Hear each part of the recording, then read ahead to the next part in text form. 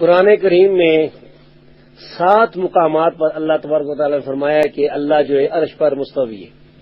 تو عرش عربی زبان میں تخت کو کہتے ہیں. عربی جو زبان ہے لغت عرب میں عرش تخت کو کہتے ہیں. یہ عرش کا لفظ اور جگہ بھی استعمال ہوا ہے. مستوی کہتے ہیں بلند ہونے کو. تو اللہ تبارک و تعالیٰ اپنے عرش پر جو ہے وہ بلند ہوا. قرآن کریم میں اللہ رب العزت فرماتا ہے کہ آمن تم من فی السماء، کیا تم اس سے نہیں ڈرتے جو آسمان پر ہے کہ تمہیں زمین میں دسا دے. تو آسمان پر اللہ کا ہونا قرآن سے ثابت ہے. اس کے بعد آتے ہیں حدیث کی طرف. صحیح مسلم کی واضح حدیث ہے، رسول اللہ صلی اللہ علیہ وسلم نے ایک لونڈی سے پوچھا تھا کہ اللہ کدھر ہے؟ اس نے کہا اللہ فی السماء، اللہ آسمان پر ہے. اب دوسری حدیث ہے، اور اسی ان حدیث اور صحابہ کرام جو کے آثار اور اجماع امت سے ثابت ہے کہ اللہ تعالیٰ 7 آسمانوں سے اوپر اپنی عرش پر ہے. ایک اور حدیث میں آتا ہے کہ غالباً زینب رضی اللہ تعالی عنہا نے فرمایا تھا کہ اللہ تعالیٰ نے 7 آسمانوں کے اوپر سے میرا نکاح اللہ کے رسول کے ساتھ کرایا تھا. اور اسی طرح اور بھی روایات ہیں. سیدنا عبداللہ بن مسعود رضی اللہ تعالیٰ عنہ نے فرمایا، یہ صحیح روایت ہے کہ زمین سے لے کر آسمانی دنیا تک تقریباً 500 سال کا فاصلہ ہے.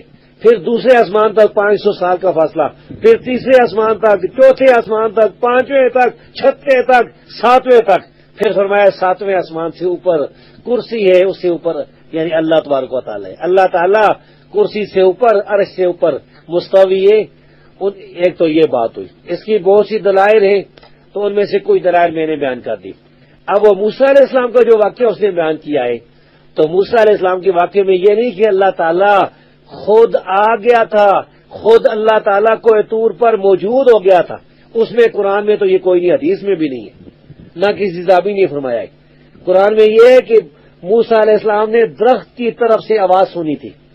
اللہ تبارک و تعالیٰ نے 7 آسمانوں کے اوپر سے اللہ تعالیٰ نے موسیٰ علیہ السلام کو آواز دی، اور وہ آواز موسیٰ علیہ السلام نے سنی درخت کی طرف سے. وہ اس طرف سے آواز آئی تھی، درخت کے اندر سے بھی آواز نہیں آئی تھی، اس طرف سے آواز آئی تھی. تو درخت کی طرف سے آواز آنا، اس کا یہ مطلب کہاں سے آ گیا کہ اللہ تعالیٰ جو ہے وہ دنیا میں آگے اس درخت میں داخل ہو گیا تھا؟ معاذ اللہ، یہ تو صریح کفر ہے. انہیں کہے کہ جس نے آپ سے بات کی اسے کہے کہ تو کون ہے؟ تو شیعہ ایک قادیانی ہے، تو کون ہے؟ کس مذہب سے تیرا تعلق؟ عیسائی ہے، یہودی ہے.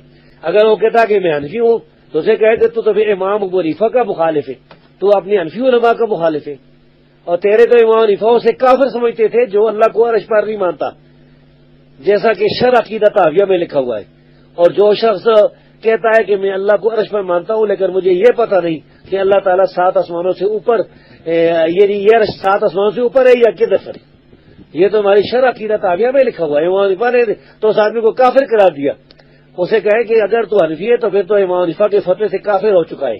بریلوی ہے تو بریلوی بھی اپنے آپ کو حنفی سمجھتے ہیں، بریلوی دیوبندی تو اپنے آپ کو پکے حنفیت کے ٹھیکیدار سمجھتے ہیں. تو گیا اپنے امام کے فتوے سے، تو وہ گیا، اسے کہے اپنے ایمان کی خیر منا کلمہ پڑھ. ویسے بھی حنفیوں کو تو چاہیے کہ ہر مہینے میں 2 دفعہ یہ کلمہ پڑھیں.